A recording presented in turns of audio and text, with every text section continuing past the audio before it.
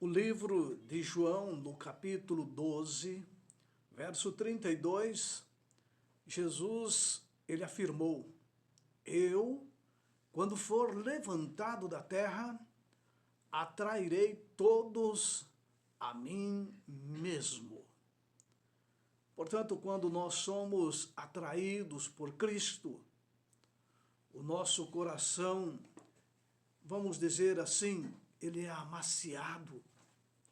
Nosso coração é subjugado ao querer de Deus.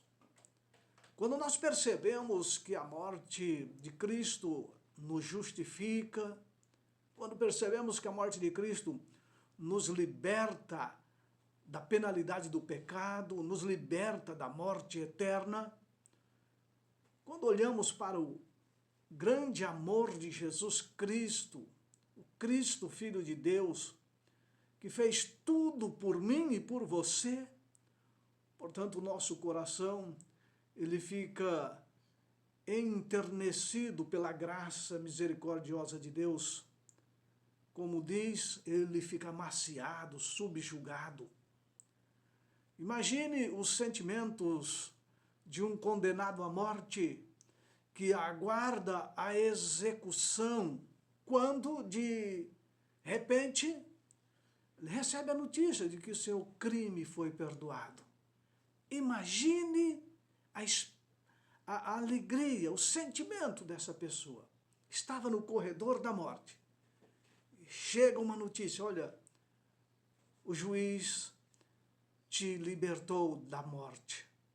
O juiz, ele não vai lhe condenar à morte. Ah, meus queridos, que alegria! Eu e você estávamos condenados à morte, mas Jesus Cristo foi levantado da terra. Jesus Cristo me atraiu. Ele atraiu você também? Se ele nos atraiu, ele vai nos perdoar. Ele vai nos livrar desta condenação da qual estávamos reféns.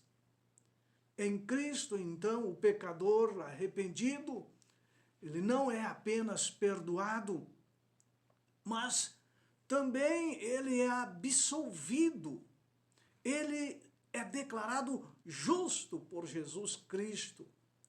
Ele não merece nem pode merecer tal tratamento, porque ele é um pecador condenado.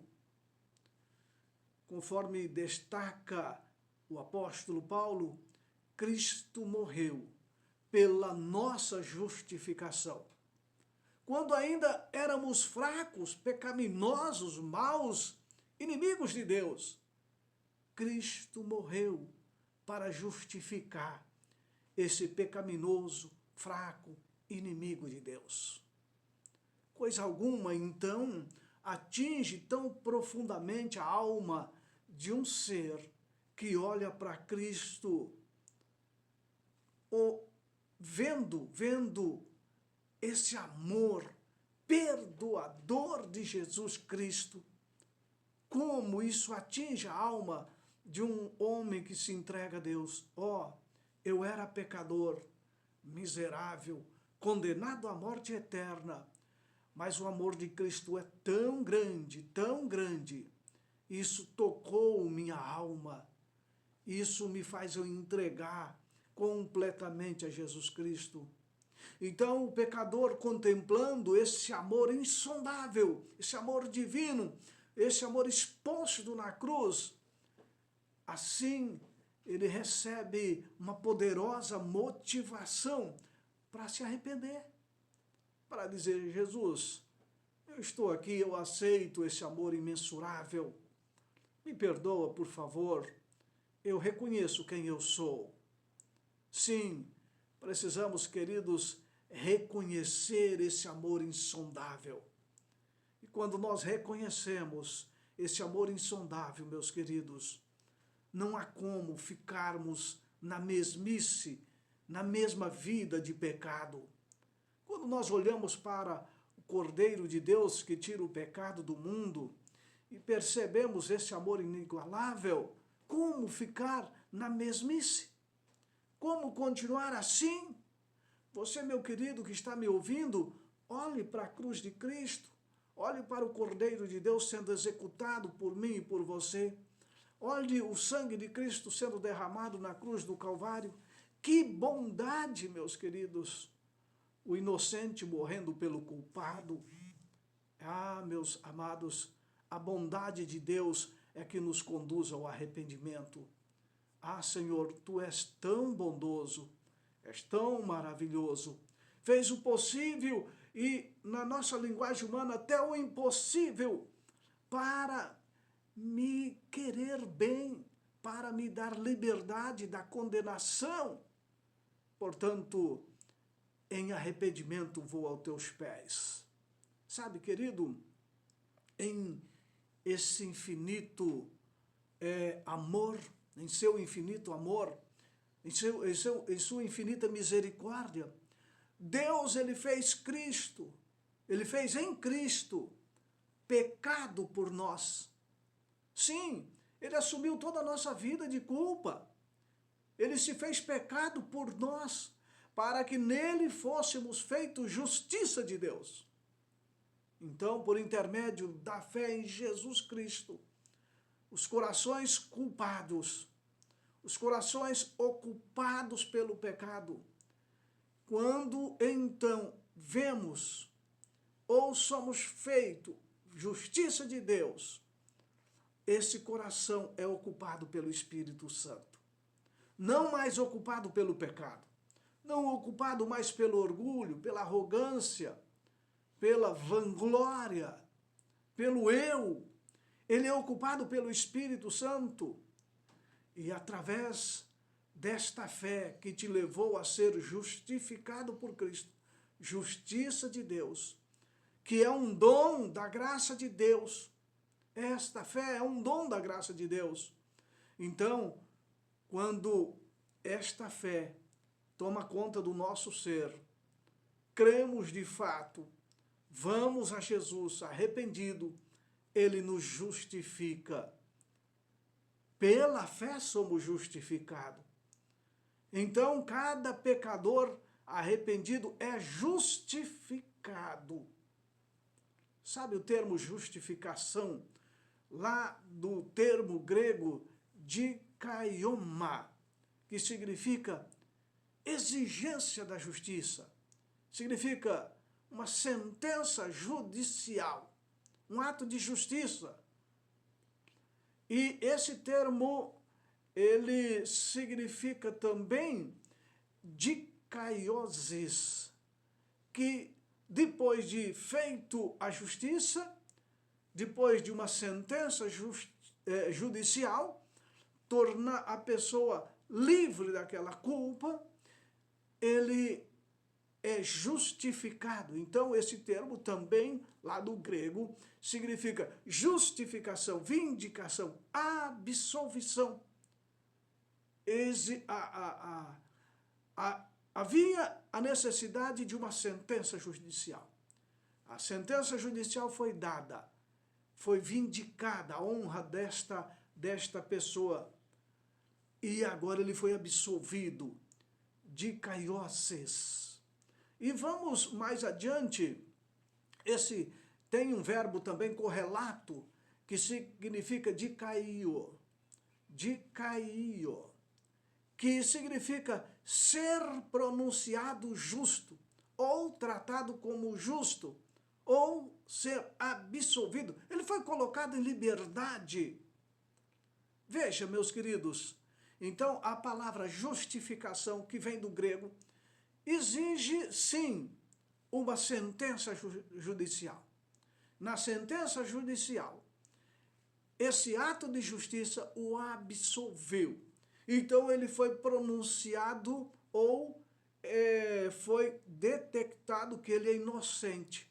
Ou seja, talvez não inocente, mas ele foi absolvido da culpa, foi colocado em liberdade, foi justificado. Ele está com a sua ficha limpa. É isto, justificação. Estar em dias, feito puro, justificado. Foi feito justiça. E em Jesus Cristo foi feita justiça a mim e a você. Houve um ato de justiça, foi a condenação de Cristo. Ele foi condenado. Ele foi condenado. Um inocente assumiu o meu lugar. Foi condenado. E por ele ser condenado, ele teve direito de me absolver, me tornar justo quando eu vou a ele em arrependimento. Geralmente, essa palavra justificação, como utilizada teologicamente, é o ato divino pelo qual Deus declara justo um pecador penitente, ou trata como justo um pecador impenitente. Esse é o termo justificação teológico. Tratar justo um pecador penitente. Percebeu? E então, esse termo, ele tem uma base em obediência. A base para a justificação não é a nossa obediência. Não a nossa. Sim, a obediência de Cristo.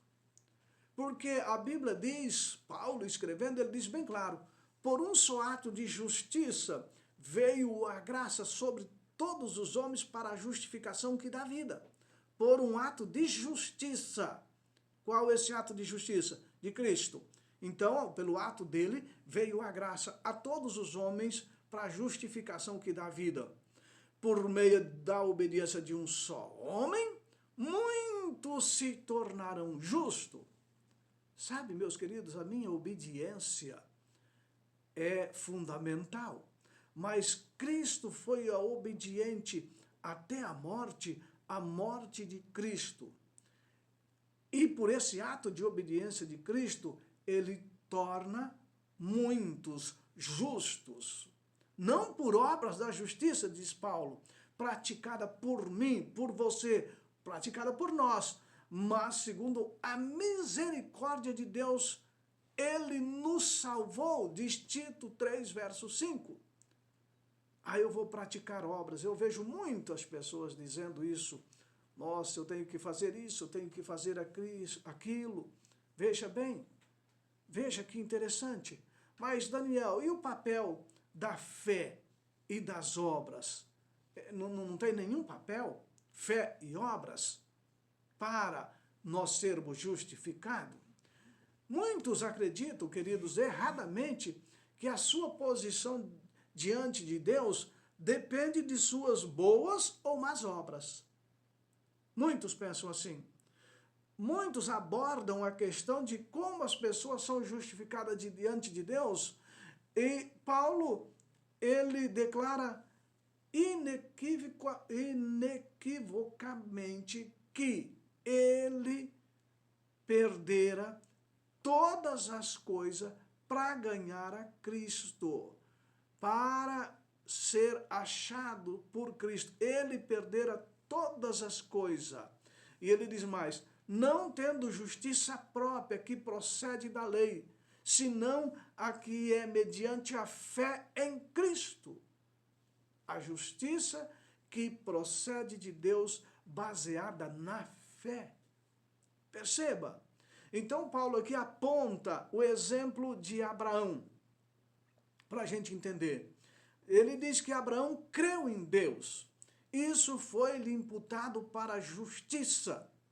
Abraão creu. Qual é o primeiro passo? Crer. Ele creu, foi justificado. Antes mesmo dele se submeter à circuncisão, ele foi justificado. Ele não foi justificado em razão da circuncisão. Ele foi justificado em razão do crer. Que espécie de fé possuía Abraão neste caso? Ou em todos os casos, claro, mas em relacionado à justificação, que espécie de fé possuía Abraão? As Escrituras revelam que pela fé Abraão obedeceu. Quando Deus o chamou, deixou a sua terra natal, viajou sem saber para onde ir, conforme Deus tinha ordenado. Perceba então, justificado pela fé, mediante a graça de Cristo. Não há mérito em nós, é mediante a graça. Mas justificado pela fé. Vamos analisando aqui então a fé de Abraão. O que aconteceu? Abraão creu. Muito bem, creu. E ele foi justificado. Agora, Abraão creu, foi justificado. E aí diz que ele obedeceu. Porque aquele que crê, ele obedece. Deus o chamou. Diz, Abraão, sai da sua terra. Sai do meio da sua parentela. Vai para uma terra que eu vou te mostrar. E Abraão fez o quê? Obedeceu. O fato de que ele possuía uma fé genuína em Deus foi demonstrado através da obediência. Foi com base nessa fé dinâmica, que ele recebeu a justificação. Perceba? Abraão foi justificado. Ele creu e foi justificado. E Abraão, dinamicamente, pela fé, ele obedeceu. Deus disse, faz assim. Abraão fez. E o apóstolo Tiago, analisando essa questão, ele adverte contra uma compreensão incorreta da justificação pela fé. Tiago, ele adverte que imaginar que alguém possa ser justificado pela fé sem manifestar as obras correspondentes é complexo. E Tiago, falando sobre isso, ele demonstrou que a fé genuína não pode existir sem as obras. Como no caso de Abraão, fé genuína, obedeceu, fez o que Deus mandou. E Tiago está dizendo, fé genuína sem obras, o que é? Tal como o apóstolo Paulo, Tiago ilustrou esse ponto a partir da experiência de Abraão. Tiago também usou a experiência de Abraão. O fato daquele patriarca oferecer o seu filho foi uma demonstração de fé. Abraão creu, foi justificado, sai Abraão. Abraão saiu. Abraão pega seu filho, sacrifica o seu filho. Abraão foi sacrificar o seu filho. Percebeu? Então, justificação, obediência irrestrita. Abraão fez o que Deus ordenou. Percebeu? E o que é esse fazer? É obras? Isso é obras. Abraão sair, isso é obras. Abraão sacrificar o seu filho. Quantos dias Abraão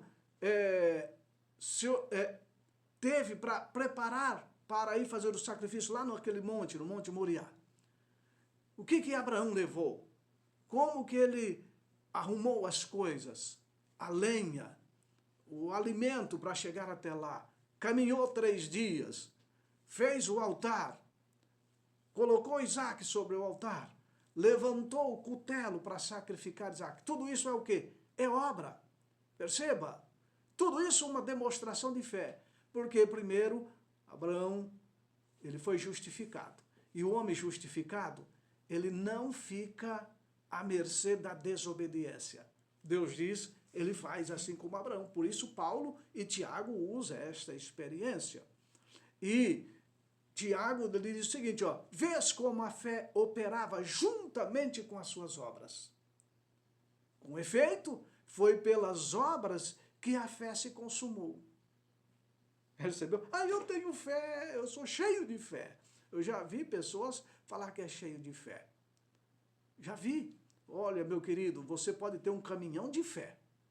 Pode ter uma carreta de fé, como você alega ter. Mas se não tiver as obras, o que Tiago diz? A fé, se não tiver obras, por si só está morta. O que, Daniel? Mas eu tenho fé. E eu tenho obras também. Eu tenho obras também. Mas essas obras, elas estão de acordo com a vontade de Deus, de acordo com a palavra de Deus.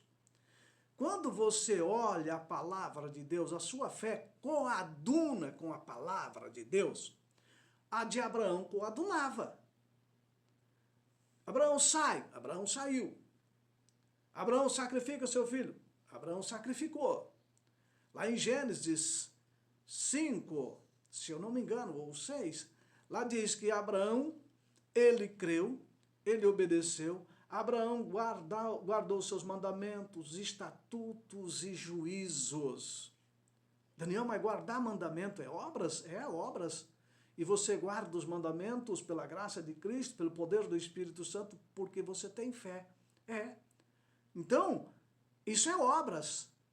Você diz, Daniel, eu sou um homem, uma mulher cheia de fé. Eu vou na igreja, eu oro, eu estudo a Bíblia, eu canto, eu prego, eu testemunho, eu falo em línguas, eu guardo o sábado, eu devolvo o dízimo, eu não fumo, eu não bebo, eu não adultero, eu não sou linguarudo, eu uso a roupa adequada, o tamanho do cabelo adequado. Tudo isso é obra, meu querido.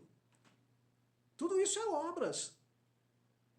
E agora, por que que você pratica essas obras? Porque você é um homem, uma mulher cheia de fé. Você não iria praticar essas obras se não fosse pela fé. Então, meus queridos, a fé, que nem diz Tiago, se você não tiver fé, ou melhor, se você não tiver obras que coaduna com a palavra de Deus, por si só, essa fé é morta. Então, Paulo e Tiago estão de acordo no tocante à justificação pela fé. Enquanto Paulo destaca a falácia de se buscar a justificação através das obras, Tiago ele salienta contra ou com o perigo correspondente de se pretender a justificação sem obras correspondentes. Perceba que as duas coisas andam de mãos dadas. Nem as obras, nem a fé morta pode conduzir à justificação. Nem as obras e nem a fé morta pode conduzir à justificação. Irmãos, o que é uma fé morta? Fé morta. Você já pensou nisso? Olha bem, a Bíblia diz assim, não terás outros deuses diante de mim.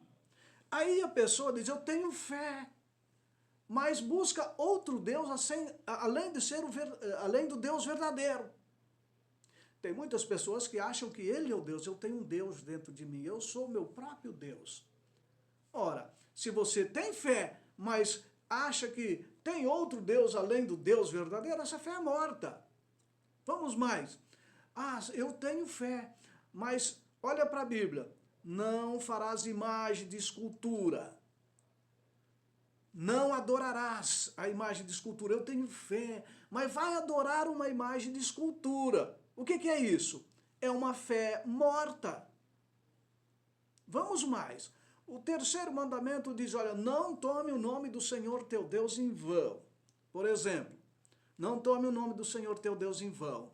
Ah, mas você fica, eu sou cheio de fé e tal, mas o nome de Deus, ele é tomado em vão constantemente. Isso é uma fé morta. Vamos lá para o outro mandamento. Honra teu pai e a tua mãe.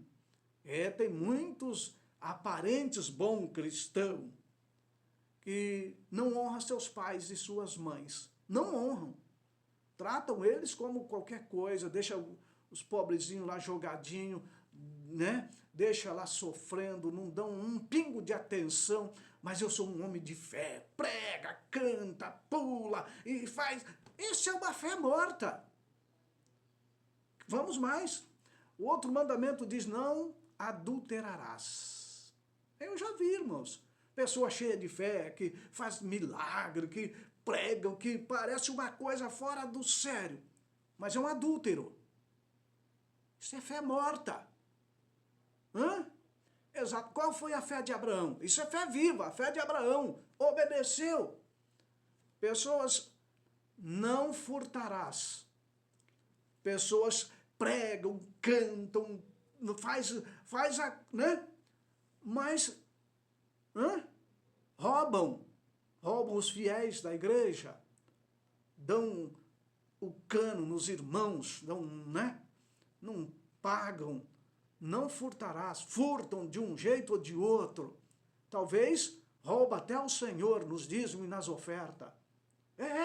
Isso é fé morta. Não cobiçará as coisas alheias. Mas eu tenho tanta fé. Mas cobiça, está cheio de cobiça. E a Bíblia adverte muito contra isso. Pessoa cheia, mas isso é uma fé morta. E aí o quarto mandamento, lembra-te do dia do sábado. Mas isso ficou para o Antigo Testamento, isso ficou para lá. Olha, os outros 10 mandamentos, tudo bem. Os outros não, mas esse daí não. E daí? E agora? O que você vai me dizer? O que diz a Bíblia? Em centenas de versos sobre esse assunto. Lembra-te do dia do sábado. Mas eu sou uma pessoa cheia de fé. Eu sou pregador, eu tenho teologia, eu sou formado nisso, sou formado naquilo. Mas e a obediência? Abraão, diz a Bíblia que Abraão creu, obedeceu os mandamentos, estatutos e juízos. O que é uma fé morta? E então, aqui, a Bíblia está dizendo que nem as obras, nem uma fé morta vai levar o ser humano à justificação. E sem a justificação, Paulo diz o quê? Ninguém verá o Senhor. E agora, meu querido ouvinte, meu querido irmão que está me ouvindo, a sua fé é uma fé viva como a de Abraão, a minha fé é uma fé viva como a de Abraão, ou é uma fé morta? Busco uma justificação pela minha própria justiça, não pela justiça de Cristo. Daniel, alguém me falou, um cristão evangélico, aparentemente muito sério. Não, Jesus já fez por mim. Jesus já obedeceu por mim esse mandamento. Esse mandamento Jesus já obedeceu por mim. Ele estava falando relacionado ao quarto mandamento, do sábado. Jesus já obedeceu por mim, não precisa mais. Legal, né? Então, se Jesus já obedeceu por você, então, ele não cobiçou, então você pode cobiçar, porque ele já não cobiçou por você. Ele honrou seus pais, a sua mãe. Jesus fez isso. Então, se ele fez isso por você, não precisa mais de você honrar o pai e a mãe. Ele já fez isso por você. Ele não adorou outro Deus. Ele diz, um só Deus, um só Pai. Jesus Cristo disse, olha, eu sou. Então, ele já obedeceu esse mandamento. Não tem problema você não... Percebeu como que é uma contradição? Jesus já obedeceu por mim, mas ele disse, olha, meu filho, tá? Eu coloco diante de ti a vida e a morte, te coloco diante de ti aqui os meus preceitos, meus mandamentos, as minhas palavras, como Abraão. Faz isso, Abraão. Abraão fez. Abraão foi justificado, e porque ele foi justificado, ele foi atraído por Deus de tal forma que cada passo que Deus orientou, Abraão seguia. Por isso, ele é chamado na Bíblia, ou nós denominamos de o pai da fé, porque Abraão não titubeou em obedecer. A fé de Abraão não era uma fé morta. E Cristo quer nos justificar. Ele quer justificar você. Ele não quer um cristão de fé morta. Não adianta você alegar que tem um caminhão de fé, mas se as nossas obras não condizem com a palavra de Deus, cuidado. Que tipo de fé é essa? Fomos justificados? Ou estamos enganando a nós mesmos? Cristo está pronto a me justificar. Ele morreu por mim e por você, para nos tornar justo. A morte de um só nos faz justo. Se Jesus morreu para nos tornar justo, não significa que se continuarmos na velha vida, ele vai nos justificar. Ele justifica pecadores arrependidos, convertidos, que se entregam de fato e de verdade a ele. Pense nisso. Faça uma reflexão sobre a sua vida. Vamos refletir. Vamos nos entregar a Jesus e deixar que ele opera essa justificação em mim e em você. Vamos orar? Pai querido, obrigado, porque nos dá a excelência da sua palavra, para nos dizer o caminho, para nos alertar, para nos chamar a viver uma fé genuína. Perdoa-nos, ó Pai, somos cheios de pecados. aceita-nos como teus filhos. Oramos em nome de Cristo Jesus. Amém? E amém. Meu querido, agradeço a sua sintonia. Espero você no próximo programa, se assim Deus nos permitir. E até lá.